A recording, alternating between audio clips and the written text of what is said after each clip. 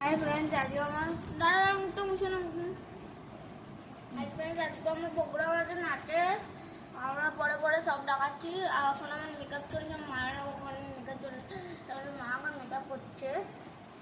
এটা হচ্ছে রুগীর বলো এদিকে মাথা তোল, মাথা তোল, মাথা তোল,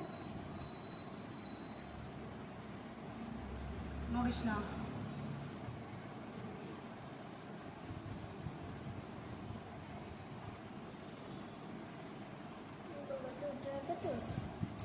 Bye guys.